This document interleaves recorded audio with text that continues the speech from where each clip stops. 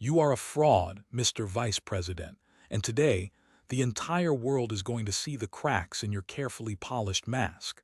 Ilhan Omar did not just speak the words, she weaponized them. She leaned forward into the microphone, her posture aggressive, her eyes narrowing behind her glasses as she stared down the man sitting in the presiding chair. The Senate hearing room, usually a place of dry procedural droning and muffled coughs, was vibrating with a tension so thick it felt physical, like the heavy, static-charged air before a summer thunderstorm. Every seat in the gallery was occupied. Staffers from both parties lined the walls, clutching notebooks and smartphones, their thumbs hovering over screens, ready to broadcast the carnage. The cameras from CNN, Fox News, and MSNBC swiveled in unison, their mechanical whirring the only sound beneath the heavy silence that followed her opening salvo. This was not the hearing anyone had expected. Officially, the docket read immigration policy and economic mobility, a bipartisan review. It was supposed to be a standard, perhaps even boring, discussion on visa caps and labor statistics. But Representative Omar, invited as a witness to speak on the refugee experience, had brought a different agenda. She had brought a flamethrower. She reached under the table, her movements sharp and jerky with adrenaline, and pulled out a paperback book. The cover was creased, the edges worn white from handling. Hillbilly Elegy. She held it up for the cameras, letting the lens focus on the title, before she let it drop onto the mahogany table with a loud, dismissive slap that echoed off the high ceilings. Paper-thin lies, she hissed, her voice dripping with a carefully cultivated disdain. You wrote a fairy tale about pulling yourself up by your bootstraps. You sold America a story about a poor boy from Appalachia who made it to the Ivy League through grit and hard work. But it is a lie. You exploited your mother's addiction for a bestseller list. You monetized your family's trauma to gain entry into the cocktail parties of the coastal elites you pretend to despise.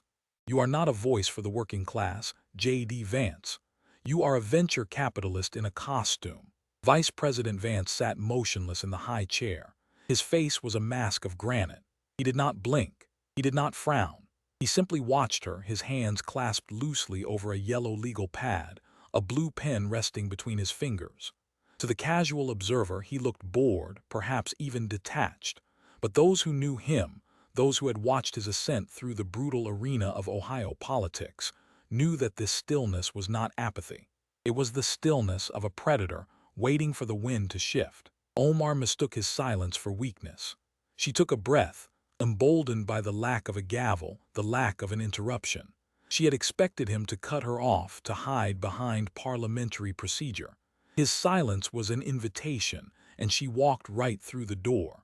You speak of the American dream, she continued, her voice rising, finding the cadence of a preacher. But your dream is built on the nightmare of others. You married into wealth. You utilized the very institutions, Yale, Silicon Valley, that you now tell your voters to distrust. You are a shapeshifter. You called Donald Trump America's Hitler when it was convenient for your book sales, and then you kissed his ring when it was convenient for your political ambition. Where is the integrity, Mr. Vance? Where is the soul of the man who wrote this book? Or was there never a soul to begin with? Was it always just a calculation? She paused for effect, looking toward the Democratic senators on the panel. Senator Warren gave a subtle, encouraging nod. Senator Booker adjusted his glasses, looking grave. The reporters in the gallery were typing furiously, the click-clack of keyboards creating a rhythmic undercurrent to the drama. Omar felt the rush of victory. This was the viral moment she had curated. This was the clip that would run on every evening news show. Omar dismantles Vance. She could already see the chyrons. If you enjoy witnessing the truth being unveiled in the halls of power, make sure to like this video and subscribe to the channel for more deep dives into the political battles that define our era. And now you sit there, Omar concluded, spreading her hands wide, encompassing the room, the flag, the seal of the vice presidency behind him. You sit there as the second most powerful man in the world, judging immigrants, judging the poor, judging those of us who actually had to fight to survive. You judge us from a pedestal built on hypocrisy. You are a fraud, sir. And it is time the American people knew that the emperor has no clothes. She leaned back, her chest heaving slightly from the exertion. She had spoken for 19 minutes straight. She had unloaded every round in the chamber. She waited for the explosion, for the defense, for the anger. It didn't come. Vance slowly picked up his pen. He uncapped it, the small click asterisk sounding impossibly loud in the hushed room. He made a single checkmark on his legal pad. Then he looked up, his eyes locking onto hers with a terrifying intensity. "Is that all, Representative Omar?" His voice was soft, almost conversational. It lacked the jagged edge of anger. It was the voice of a man asking if you wanted a refill on your coffee. Omar blinked, momentarily thrown off balance. She straightened her papers, defiant. "I have more to say about your record, but for now, yes. I rest my case on your character." "I see," Vance said. He nodded slowly. "You have been very thorough. You have attacked my marriage, my education, my career, my book, my relationship with the president and my mother. You have questioned my integrity and my authenticity." He reached down beside his chair. There was a leather satchel there, worn and heavy. He lifted it onto the desk. "You have opened the door to a conversation about character, Representative. You have opened the door to a conversation about authenticity. And since this is a hearing about the American dream, I think it is only fair that we compare our versions of it." He opened the satchel. From it, he did not pull a single sheet of paper. He pulled out a stack of folders, thick color-coded folders, red, blue, yellow, green. He stacked them on the desk, lining them up with the precision of a surgeon laying out instruments. "You see, Representative," Vance continued, his voice dropping an octave, becoming harder, colder. "I knew you were going to do this. I knew you planned to turn this hearing into a tribunal on my life story, and I decided to let you. I wanted you to say every single word you just said. I wanted you to put your definition of integrity on the record." He placed his hand on the first folder, the red one. "Because now that we have established your standard for what constitutes a fraud, we are going to apply that same standard to you." A ripple of unease went through the Democratic side of the dais. A staffer leaned in to whisper something to Senator Warren, whose face suddenly lost its triumphant shine. Omar shifted in her seat. This was not the script. He was supposed to be defensive. He was supposed to be shouting. Why was he so calm? "3 months ago," Vance said, opening the red folder, "my office received a tip. A staffer on your side of the aisle, someone who, frankly, was disgusted by the planned ambush today, let us know your strategy. So while you were rehearsing your lines in front of a mirror, my team was doing something else. We were doing research. Real research. Not reading headlines, but pulling records, court records, tax records, immigration records." He pulled a document from the folder and held it up. It was a blown-up copy of a marriage certificate. "You accused me of manufacturing a fake life story. You said my narrative is a lie. Let's talk about your narrative, Representative. Let's talk about the story of Ilhan Omar." Vance looked at the paper, then back at her. "According to the official records of the state of Minnesota, in 2009, you entered into a legal marriage with a man named Ahmed Nursaid Elmi. Is that correct?" Omar's face tightened. Her eyes darted to her lawyer, who was sitting 3 feet behind her. "My personal life is not the subject of this hearing, Mr. Vice President. This is a distraction. You just spent 20 minutes dissecting my personal life," Vance shot back, his voice cracking like a whip. "You brought my mother's addiction onto the floor of the United States Senate. You made the personal political, so we are going to talk about it." He held the paper higher. "Is this your marriage certificate to Ahmed Nursaid Elmi? Yes or no?" Omar grit her teeth. "It is a matter of public record, yes." "Thank you." Vance set the paper down and picked up another. "And you separated from him in 2011, according to your own statements, but you did not legally divorce him until 2017, 6 years later. Is that also correct? Divorce is a complicated process. There are cultural barriers, there are.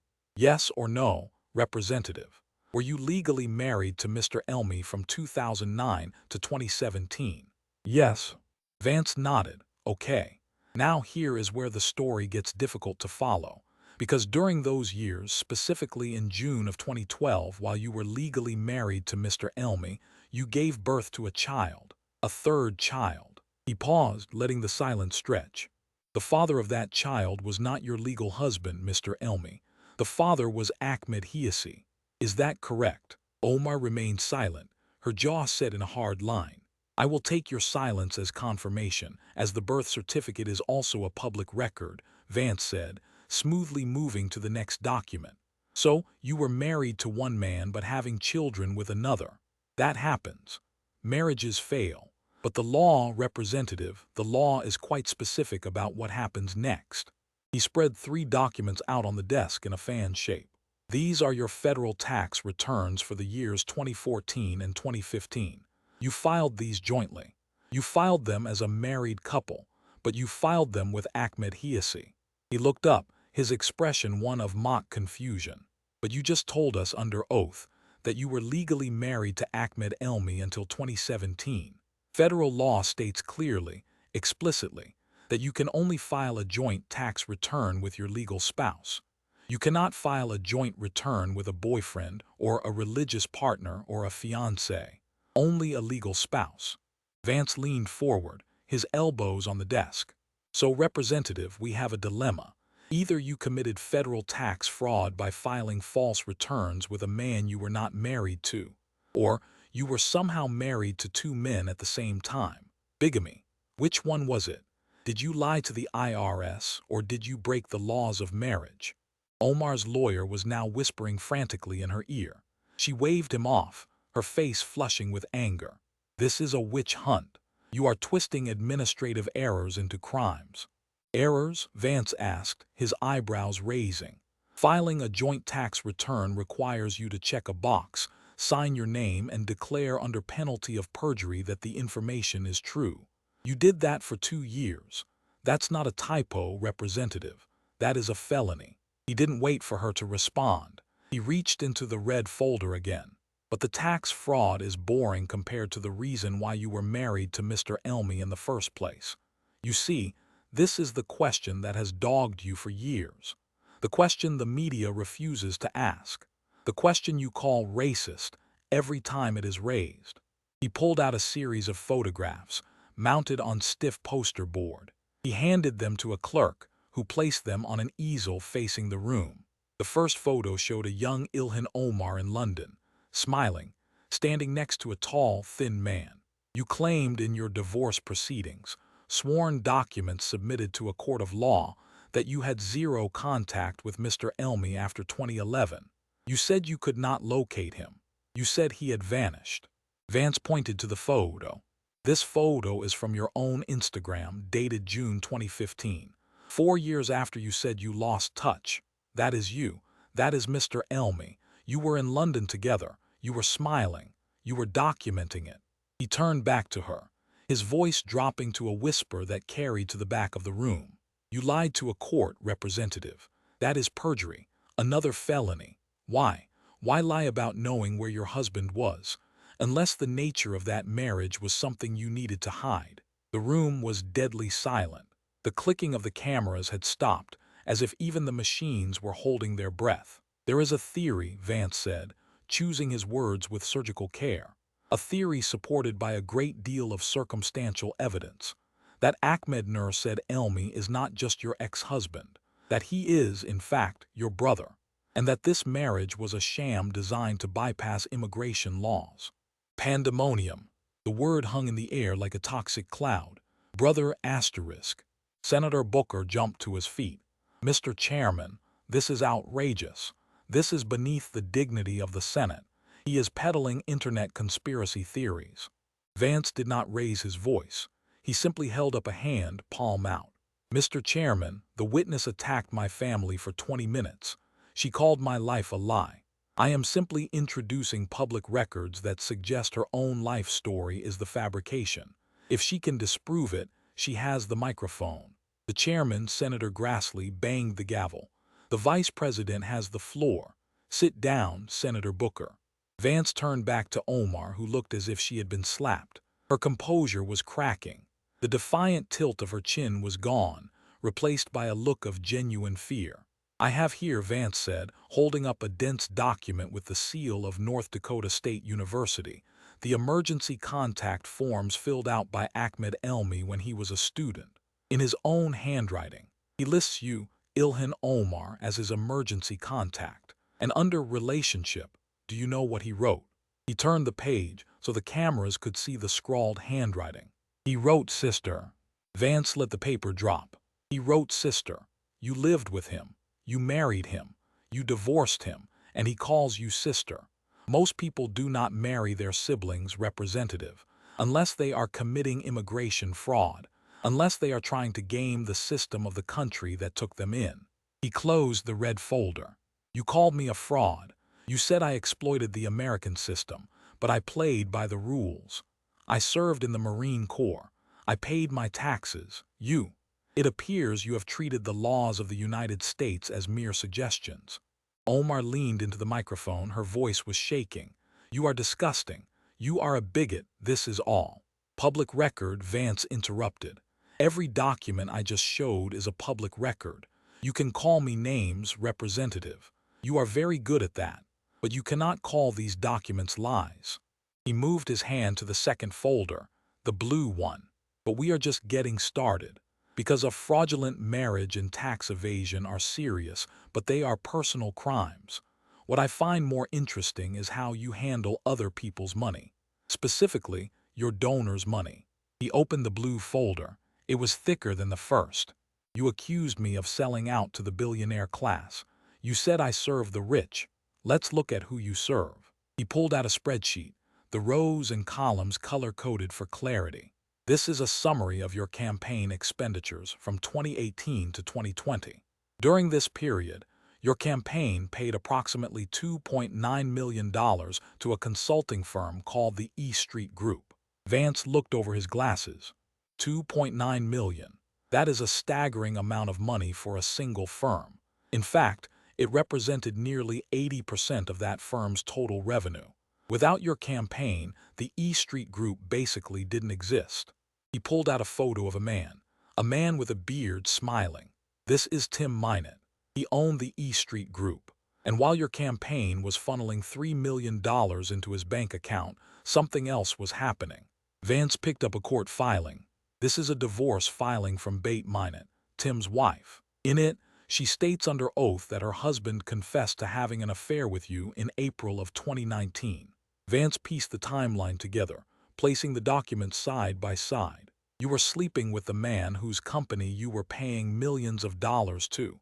Donors gave you money to fight for the poor, to fight for refugees, to fight for justice. And you took that money and handed it to your boyfriend." Omar tried to interject. "The services were legitimate. The FEC cleared." "The FEC," Vance cut over her, "issued you a fine. But let's look at the timing. Because the payments to Mr. Minot's firm didn't go down after the affair became public. They went asterisk up." He traced a line on the chart. "After you were caught, after the affair was exposed, you accelerated the payments. In the last 8 months of 2019 alone, you paid him over $1 million. You used campaign funds, money from working-class people who believed in you to bankroll your lover's lifestyle. You funded his travel. You funded his hotels. I have the invoices here." He held up a stack of receipts. "Luxury hotels in Miami, resorts in California, consulting fees that just happened to coincide with romantic getaways.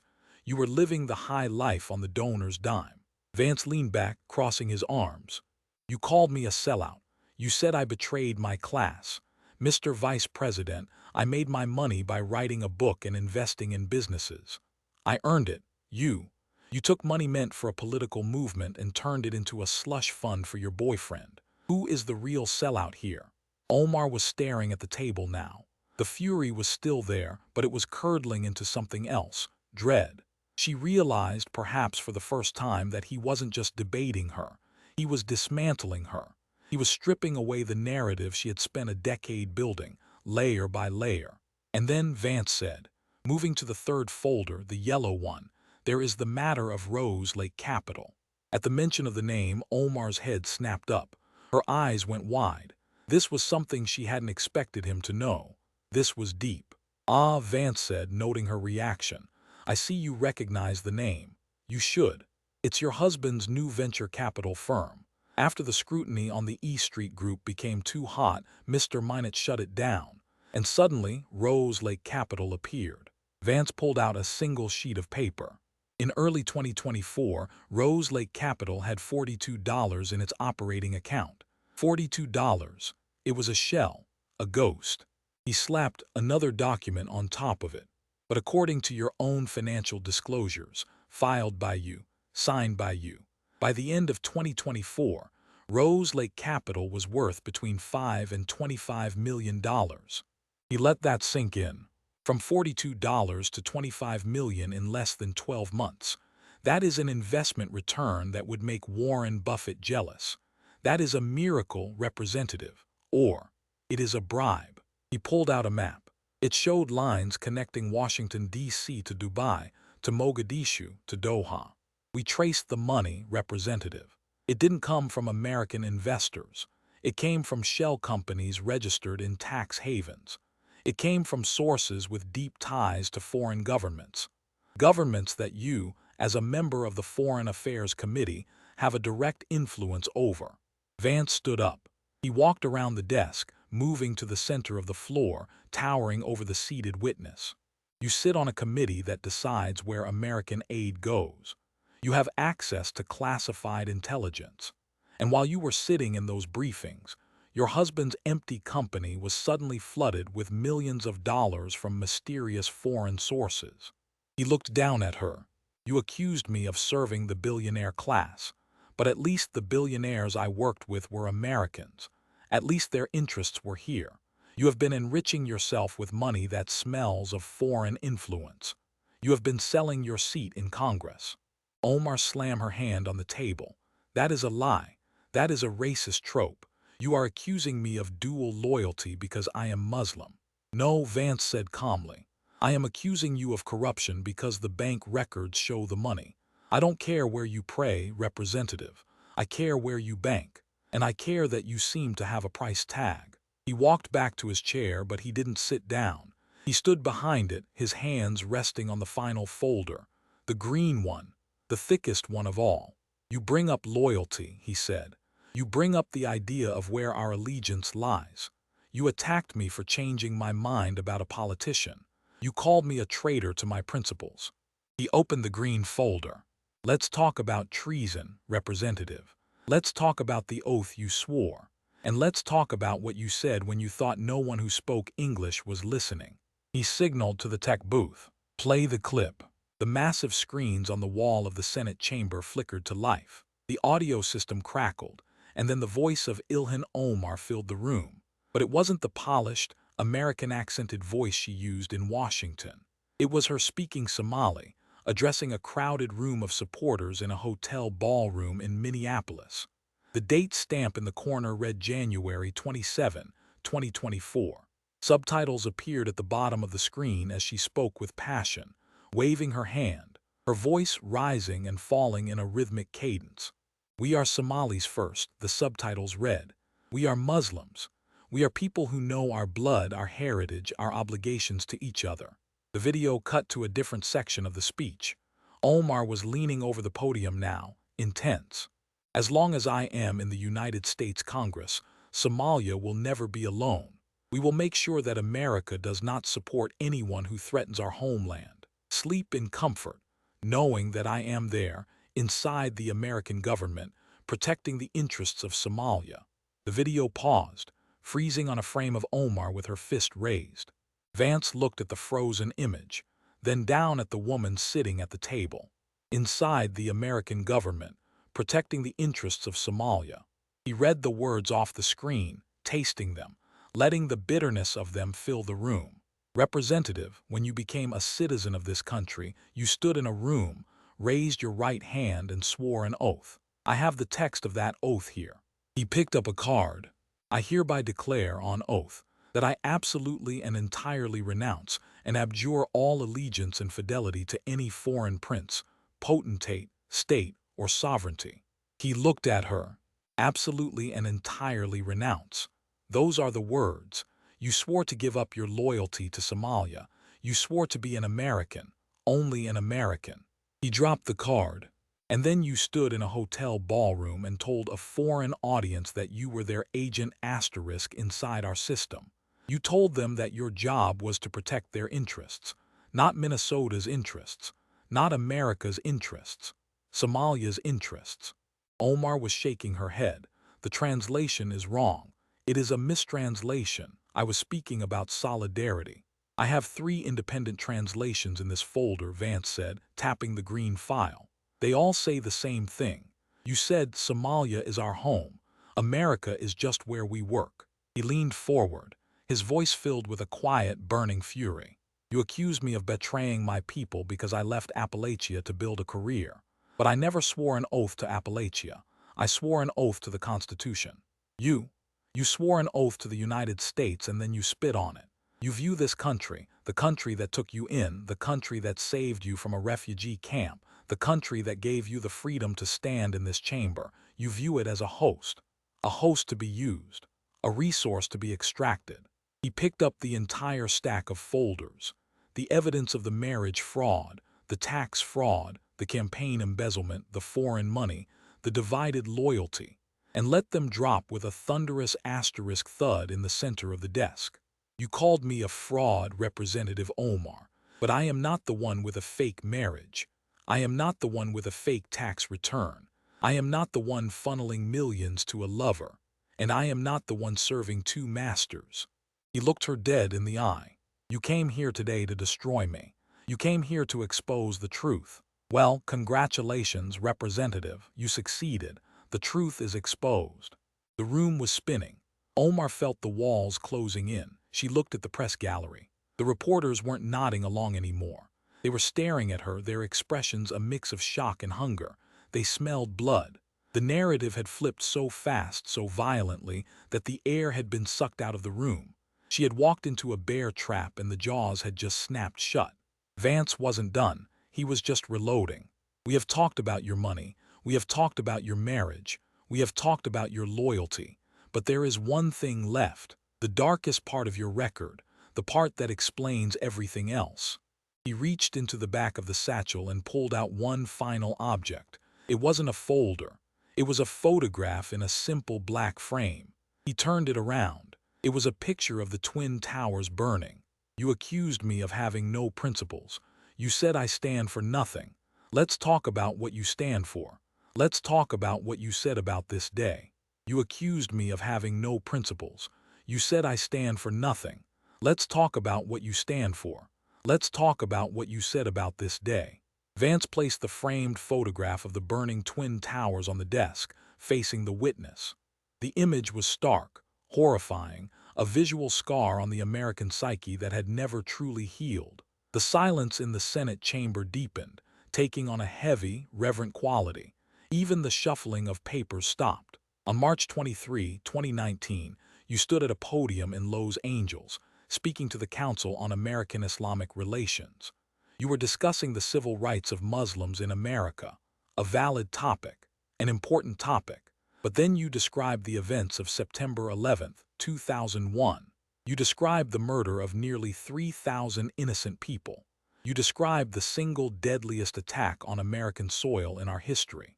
Vance leaned forward, his voice dropping to a whisper that was louder than a shout. And you used 4 words. 4 words that revealed everything about your character. He held up a transcript, highlighting the sentence with a yellow marker. Some people did something.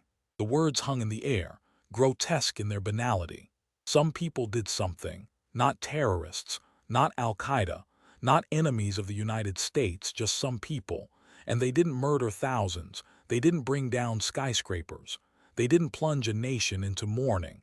They just did something. Vance looked at Omar, his eyes cold and unyielding. To you, the slaughter of 3,000 Americans was an inconvenience. It was a footnote. It was a vague, undefined event that you had to minimize so you could play the victim. You stripped the act of its horror. You stripped the victims of their dignity. You turned a massacre into a bureaucratic incident. He reached into the satchel and pulled out another photograph. This one showed a man standing at ground zero, wearing a black t-shirt with white lettering. The man's face was etched with a grief that time had not softened. Do you know who this is, Representative? Omar stared at the photo, her lips pressed into a thin, white line. She knew, everyone knew, but she said nothing. This is Nicholas Harrow's Jr., Vance said, answering his own question. His mother, Frances Harrows, was 76 years old on that Tuesday morning. She was working on the 96th floor of the South Tower. She didn't just do something. She was incinerated. She was turned to ash. Vance's voice cracked with suppressed emotion, a flash of genuine anger breaking through his calm facade. Mr. Harrows stood on the sacred ground where his mother was murdered, wearing a shirt with your words on it.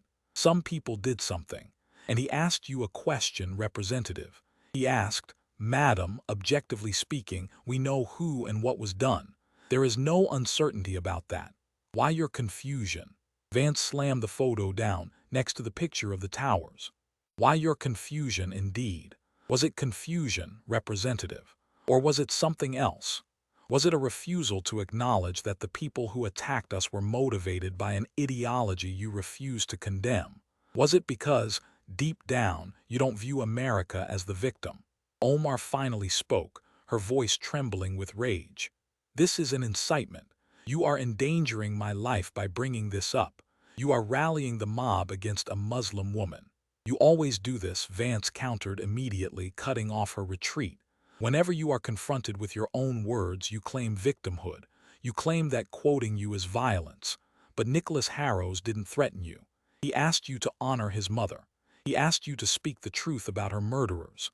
And you couldn't do it. You have never apologized to him. You have never apologized to the 9/11 families. He swept his hand over the documents spread across his desk. The marriage certificate, the tax returns, the campaign invoices, the wire transfers, the photos of the Twin Towers. You attacked me for trashing my mother in my book, but I wrote about her addiction honestly. I didn't hide it. I didn't minimize it. I faced it because that is what you do when you love someone. You tell the truth about them, even when it hurts. You minimize the murder of thousands of your fellow citizens because the truth was politically inconvenient for you. Vance sat back, the leather of his chair creaking in the silence. That is your character, Representative. That is the soul of your politics. Evasion, minimization, victimhood, and beneath it all, a profound lack of gratitude for the country that gave you everything. He reached for the final folder. It was thin, stark white. And that brings us to the final piece of the puzzle. The hate, the bigotry. You accused me of having no principles. You said I am a hollow man. But I have never had to apologize for hating an entire group of people based on their religion. You have. He opened the folder and pulled out a series of enlarged tweets. They were printed on heavy cardstock, the blue bird logo bright and cheerful next to the dark words. November 2012, before you were even in Congress. You wrote this during a conflict in Gaza. Vance held up the first board. Israel has hypnotized the world. May Allah awaken the people and help them see the evil doings of Israel. He read it slowly, emphasizing the word asterisk, hypnotized asterisk. Hypnotized.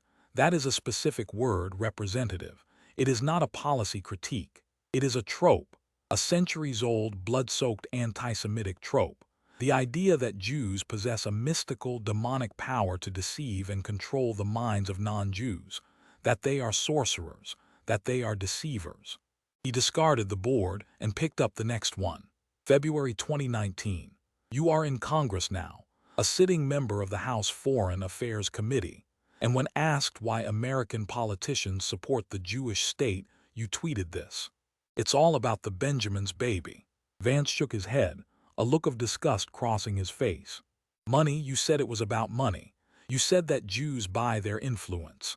That Jewish money controls the American government. Another classic trope, the greedy Jew, the puppet master pulling the strings with gold coins. He picked up the third board. March 2019. At a town hall, you wanted to talk about political influence. And you said, I want to talk about the political influence in this country that says it is okay to push for allegiance to a foreign country. Vance set the boards down, aligning them in a row. Dual loyalty. You accused American Jews, citizens who have served in our military, built our cities, cured our diseases, of being loyal to a foreign power. You questioned their patriotism. You questioned their belonging. He looked at her, his expression hardening. Representative, you apologized for these statements. 3 times. 3 separate apologies. Each time you said you were learning. You said you didn't know these were anti-Semitic tropes.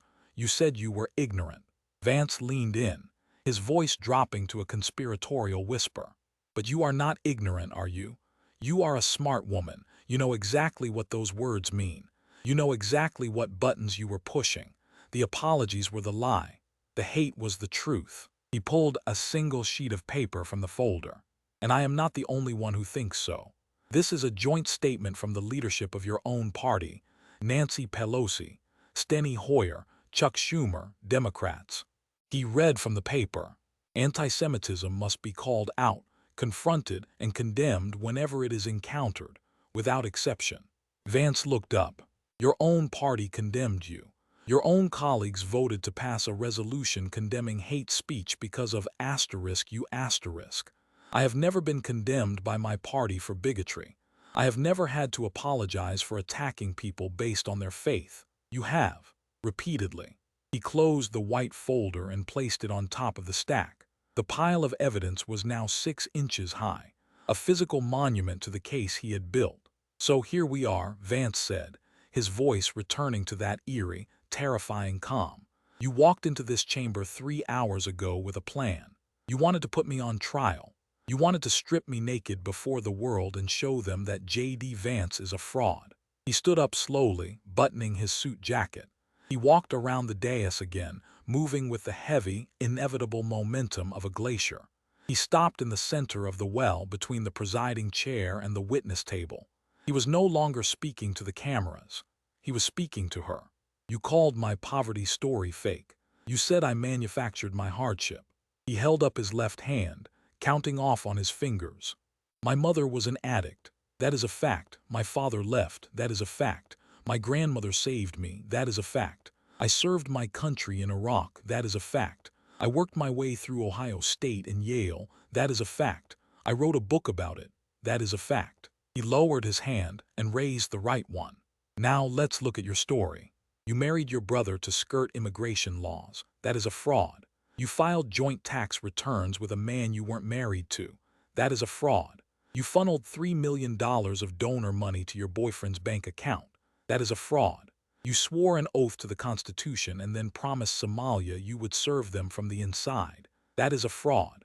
You claim to be a champion of human rights while spewing anti-Semitism. That is a fraud. He brought his hands together, clasping them tight. The American dream is not a lottery ticket, representative. It is a covenant. It says that if you work hard, play by the rules, and love this country, you can rise. I kept that covenant. I honored it. He took a step closer to her.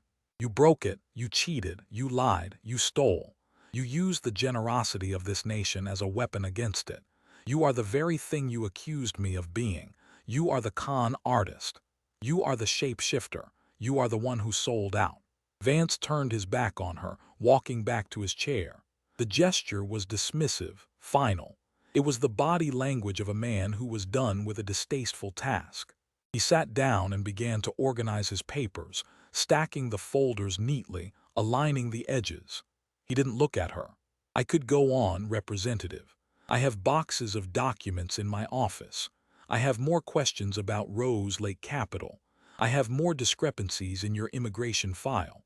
But I think the American people have seen enough. He looked up at the clock on the wall. Some people did something today, Representative Omar. They tried to destroy a man who actually lived the American dream, and in doing so, they destroyed themselves. They exposed their own corruption. They revealed their own hatred. He looked at her one last time. It wasn't a look of triumph. It was a look of pity. You wanted a viral moment. You wanted to be famous. Well, Representative, now everyone knows who you really are. He picked up the gavel. I yield my time. Bang! The sound of the gavel striking the wood was like a gunshot in a canyon. It echoed, sharp and final, rolling through the chamber. For a moment, a long, agonizing moment, there was absolute silence.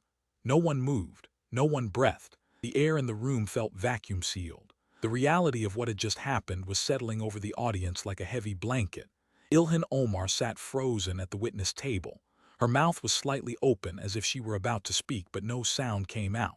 Her eyes were wide, unseeing, fixed on the stack of colored folders on the vice president's desk. The evidence of her ruin. Then the dam broke. It started with a single clap from the Republican side of the aisle, then another, then a roar. Senators who had sat in disciplined silence for nearly an hour were on their feet, applauding, shouting. It wasn't polite applause. It was the visceral release of tension, a thunderous ovation for a gladiator who had just slain the beast. On the Democratic side, there was chaos. Senator Warren was hurriedly packing her bag, her face pale, refusing to make eye contact with anyone.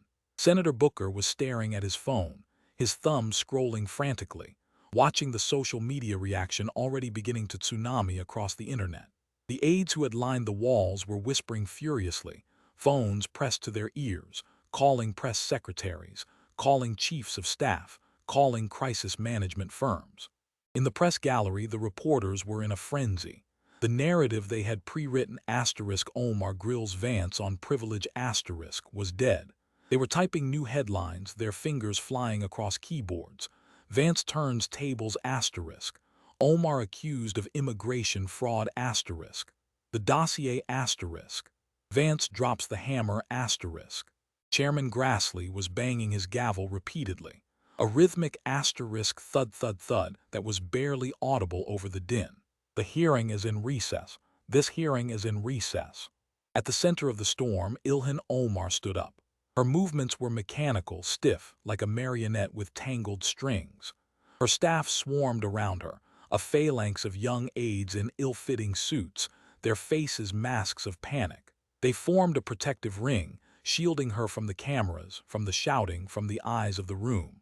Representative Omar, is it true about your brother? A reporter shouted from the gallery, leaning over the railing. Representative, will you release your tax returns? Did you funnel money to Tim Minot? Do you deny the Somali translation? She didn't answer, she didn't look up. She kept her eyes fixed on the gray carpet, watching her own shoes move one step after another. Left, right, just get to the door, just get to the car. As she passed the dais, she couldn't help it. She looked up, just for a second. J.D. Vance was standing there handing a file to a clerk. He looked calm, he looked unbothered, he looked like a man who had just finished a routine day at the office. He sensed her gaze and turned. Their eyes met. There was no gloating in his face, no smirk, just a small, almost imperceptible nod. Acknowledgement, you started this, the look said. I finished it. Omar looked away, a flush of heat rising up her neck. She pushed through the double doors, her aides clearing a path through the crush of bodies in the hallway. The flashbulbs were blinding, a strobe light effect that made the world feel disjointed and surreal. She ducked her head, diving into the waiting SUV. The heavy door slammed shut, sealing her inside the dark, leather-scented silence. As the car pulled away, sliding through the D.C. traffic, she finally let out a breath she felt she had been holding for an hour. She closed her eyes, but the images wouldn't stop. The folders, the photos, the transcripts, the way he had looked at her. She had been trapped. She realized it now with a sickening clarity. The leak, the staffer who had warned Vance's office. It hadn't been a betrayal, it had been a setup. They had fed her the rope, and she had eagerly, arrogantly, tied the noose around her own neck. She had walked into that room thinking she was the hunter, only to find herself in the center of the crosshairs. And the worst part, the terrifying part, he hadn't used insults, he hadn't used slurs, he hadn't used conspiracy theories. He had used paper, official, stamped, notarized paper. He had used the truth, and against the truth she had no defense. The fallout was nuclear. The video of the exchange didn't just go viral, it became a global phenomenon. Within 48 hours, the clip of Vance laying out the folders had amassed 80 million views across platforms. It was dubbed The Autopsy. It was subtitled in 20 languages. In coffee shops in Mogadishu, in falafel stands in Dearborn, in living rooms in Ohio, people watched in stunned silence as the Vice President of the United States systematically dismantled the progressive icon. The media tried to spin it. The New York Times ran a headline, Vance uses Senate hearing to attack political opponent's family. CNN hosted a round table discussing the racial undertones of Vance's tone, but the spin couldn't gain traction. The weight of the evidence was too heavy. The documents were online within hours. Vance's office had released a PDF dossier immediately following the hearing. Anyone with an internet connection could see the marriage certificate. Anyone could see the tax returns. Anyone could see the campaign invoices. The facts were the facts, and for once, the narrative couldn't suffocate them. The institutional gears began to turn. They were slow, grinding gears, but once they started, they were impossible to stop. 1 week after the hearing, the Department of Justice issued a terse press release. They were opening a formal investigation into potential irregularities in immigration filings and tax compliance regarding Representative Omar. It was the first time a sitting member of the squad had faced a federal probe of this magnitude. 2 weeks later, the Federal Election Commission announced a unanimous vote to audit the Omar campaign's finances, specifically looking at the payments to the E Street Group. The administrative errors excuse was no longer flying. 3 weeks later, the House Ethics Committee, under immense pressure from moderate Democrats who feared losing their own seats, announced an inquiry into foreign influence and potential conflicts of interest. The political isolation was swift. The squad, usually so vocal in their defense of one another, went silent. Alexandria Ocasio-Cortez, when pressed by reporters in a hallway, muttered something about waiting for the facts and hurried into an elevator. Rashida Tlaib refused to comment. They knew. They saw the poll numbers. They saw the comment sections. Omar was radioactive. And then came the challenger. He announced his candidacy a month after the hearing. Hassan Ahmed. He was everything Omar claimed to be but wasn't. A Somali refugee who had arrived in Minneapolis as a toddler, a scholarship student who had become an engineer, a captain in the U.S. Army who had led a platoon in Kandahar. His announcement video was simple. It was just him, sitting in his living room, wearing a Vikings jersey. "I love this country," Ahmed said to the camera, his voice steady and warm. "I love Minnesota. This place gave my family a second chance at life. And when you are given a gift like that, you don't use it to serve yourself. You don't use it to serve a foreign power. You serve the people who took you in." He didn't mention Omar by name. He didn't have to. The contrast was screaming. "I swore an oath to the Constitution when I became a citizen," he continued. "And I swore it again when I put on the uniform. I didn't cross my fingers. I didn't have a backup plan. I am an American. First, last, and always. And it's time we had a representative who can say the same." The campaign was brutal. Omar's war chest, once overflowing with out-of-state donations, dried up. The donor class, sensing a loser, closed their wallets. The grassroots support, disillusioned by the revelations of the affair and the embezzlement, stayed home. The primary debate was the final nail. Omar tried to pivot to her usual talking points: Islamophobia, racism, the far-right agenda. But Ahmed wouldn't take the bait. He just kept hitting her with the one thing she couldn't refute: her own record. "You promised to serve Somalia from inside our government," Ahmed said during the televised debate, looking her in the eye. "I promised to serve the 5th District. That is the difference." On election night, the result wasn't even close. Hassan Ahmed defeated Ilhan Omar by 16 points. It was a landslide, a rebuke, a purge. Omar gave a short, bitter concession speech. She blamed dark money. She blamed coordinated attacks. She blamed the media. She didn't take a single question. She walked off the stage into the night and effectively out of history. The investigations ground on for years. The tax fraud case was settled quietly: a massive fine, a repayment plan, and a deferred prosecution agreement that kept her out of jail but destroyed her credit. The immigration investigation remains open, a sword of Damocles hanging over her head, the threat of denaturalization a constant, low-level hum in the background of her life. Rose Lake Capital was dissolved, its assets frozen by the Treasury Department. Tim Minett was barred from working as a political consultant for 5 years. But the legacy of that day in the Senate chamber went far beyond the fall of one politician. 5 years later, J.D. Vance sat in his office in the West Wing. His hair was a little grayer at the temples, the lines around his eyes a little deeper. He was no longer the vice president. He was now the frontrunner for the nomination, the heavy favorite to lead the ticket. A reporter from the Atlantic sat across from him. They had been talking about tax policy, about foreign affairs, about the mundane business of governance. "Mr. Vice President," the reporter said, closing his notebook, "I have to ask about the hearing, the Omar hearing. It's been 5 years, but people still talk about it. It's taught in law schools now. It's studied in campaign management courses." Vance smiled, a faint, nostalgic expression crossing his face. "I remember it." "Do you have any regrets?" the reporter asked. "Some people said it was too much, that you were too ruthless, that you destroyed her." Vance leaned back in his chair, tenting his fingers. "She came for me," he said softly. "She came for my family. She tried to tell the world that my life, my struggle, my mother's pain, my survival was a lie. She tried to steal my story." He looked out the window, at the Washington Monument piercing the sky in the distance. "I didn't destroy her, David. The truth destroyed her. I just arranged the introduction." "But the thoroughness of it," the reporter pressed. "The dossiers, the translations, it was military."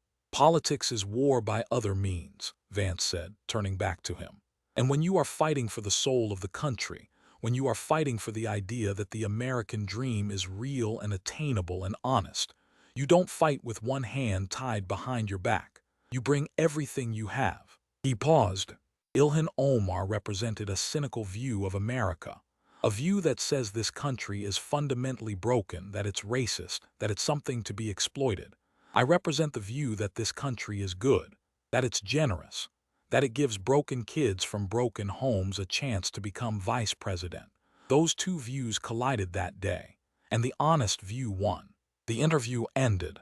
A few months later, the documentary The Trap was released. It was a masterpiece of political filmmaking, weaving together the behind-the-scenes footage of that day with the long-term fallout. The final scene of the film was quiet. It wasn't a clip of the shouting or the applause.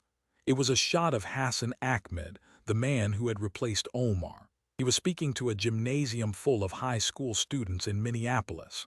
Somalis, Hmong, Latinos, whites, a tapestry of American faces. "You are going to hear people tell you that the system is rigged," Ahmed told them, pacing the stage. "You are going to hear people tell you that you are victims, that you can't make it because of who you are or where you came from." He stopped and looked at the kids. "Don't believe them. It is a lie designed to keep you down. Look at me. I was a refugee. I had nothing. Now I am a congressman. Look at J.D. Vance. He was a poor kid in a rusting town. Now he is in the White House. The path is there. It is hard. It is steep. But it is there." He smiled. "But you have to walk it honestly. You have to carry your own weight. And you have to love the ground you walk on." The screen faded to black. The credits rolled. And in the darkness of theaters and living rooms across the nation, the audience sat for a moment in silence, letting the lesson sink in. The truth is a heavy thing. It is patient. It is quiet. It can be buried under noise and spin and outrage for a long time, but eventually, inevitably, it rises. And when it does, it burns away everything that isn't real. Some people did something. They tried to kill the dream, but the dream fought back, and the dream won.